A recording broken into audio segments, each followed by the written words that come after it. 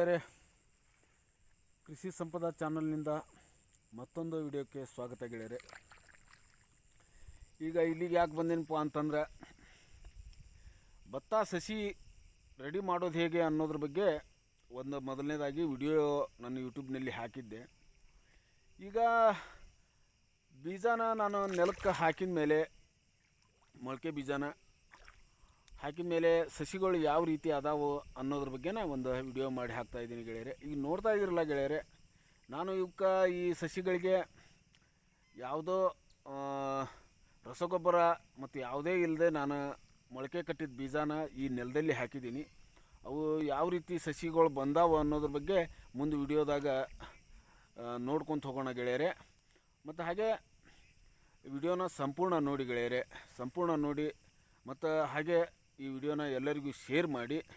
ಮತ್ತು ಹಾಗೆ ಗೆಳೆಯರೆ, ನನ್ನ ಚಾನಲ್ನ ಯಾರೆಲ್ಲ ಸಬ್ಸ್ಕ್ರೈಬ್ ಮಾಡದೆ ನೋಡ್ತಾ ಇದ್ದೀರಿ ಅವರೆಲ್ಲ ನನ್ನ ಚಾನಲ್ನ ಸಬ್ಸ್ಕ್ರೈಬ್ ಮಾಡೋಕ್ಕೊಂದು ಲೈಕ್ ಕೊಡ್ರಿ. ಬನ್ನಿ ಗೆಳೆಯರೆ, ಸಸಿಗಳನ್ನ ನೋಡ್ಕೊಂಬರೋಣ. ಮತ್ತು ಏನೇನೈತಿ ಅನ್ನೋದನ್ನು ನಿಮಗೂ ಅರ್ಥ ಆಕತಿ. ಬನ್ನಿ ಗೆಳೆಯರೆ. ಮೊದಲನೇದಾಗಿ ಹೇಳೋದಾದ್ರೆ ಗೆಳೆಯರೆ, ಈಗ ನಮ್ಮ ಮುಂಡಗೋಡ ತಾಲೂಕಾಗಲಿ, ಹಳಿಯಾಳ ತಾಲೂಕಾಗಲಿ, ಯಲ್ಲಾಪುರ ತಾಲೂಕಾಗಲಿ, ಈಗ ಭತ್ತದ ನಾಟಿ ಮಾಡೋ ಸೀಸನ್ ಅಂತೂ ಶುರುವಾಯ್ತು.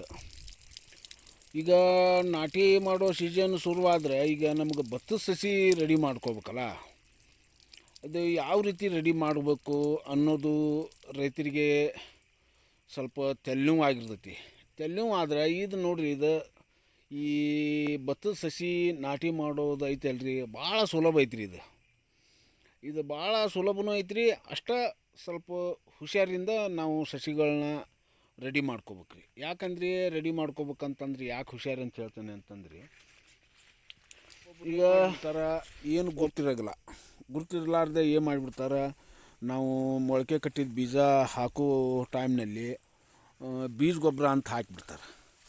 ಹಾಕಿದ ಮೇಲೆ ಏನಾಗ್ಬಿಡುತ್ತೆ ರೀ, ಅದು ಸಸಿಗಳ ಮೊಳಕೆಗೆ ಬೇರಿಗೆ ಕಾವಾಗಿ ಸಾಯುವಂಥ ಪರಿಸ್ಥಿತಿ ಇದಿರಲ್ಲ. ನಮ್ಮ ಅಗಿಗಳು ಯಾವ ರೀತಿ ಅದಾವ ಅಂತಂದ್ರೆ, ಇದಕ್ಕೆ ಒಂದು ಹಳಕ್ಕೂ ನಾವು ರಸಗೊಬ್ಬರ ಹಾಕಲಾರ್ದ ಈ ರೀತಿ ನಾನು ಭತ್ತದ ಸಸಿಗಳನ್ನ ರೆಡಿ ಮಾಡ್ಕೊಂಡೇನಿ ರೀ. ಹಾಗೆ ಗೆಳೆಯರೆ, ನಾವು ಮೊದಲನೇದಾಗಿ ಹೇಳಿದ ಹಾಗೆ ನಾವು ಯಾವ ರೀತಿ ಮೊಳಕೆ ಕಟ್ಟಿದ ಬೀಜ ಹಾಕಬೇಕು ಅನ್ನೋದ್ರ ಬಗ್ಗೆನ ಮೊದಲು ಒಂದು ವಿಡಿಯೋ ಮಾಡಿ ಹಾಕಿದ್ದೀನಿ.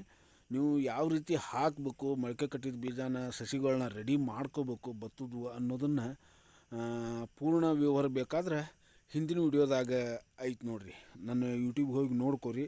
ನಾವು ಯಾವ ರೀತಿ ಭತ್ತದ ಮೊಳಕೆ ಕಟ್ಟಿದ ಭತ್ತನ ಯಾವ ರೀತಿ ನಾನು ಹಾಕಿದ್ದೀನಿ, ಯಾವ ರೀತಿ ಜಾಗ ರೆಡಿ ಮಾಡ್ಕೊಂಡು ಹಾಕಿದ್ದೀನಿ ಅನ್ನೋದ್ರ ಬಗ್ಗೆನ ಪೂರ್ಣ ಮಾಹಿತಿ ವಿಡಿಯೋನ ಹಾಕಿದ್ದೀನಿ.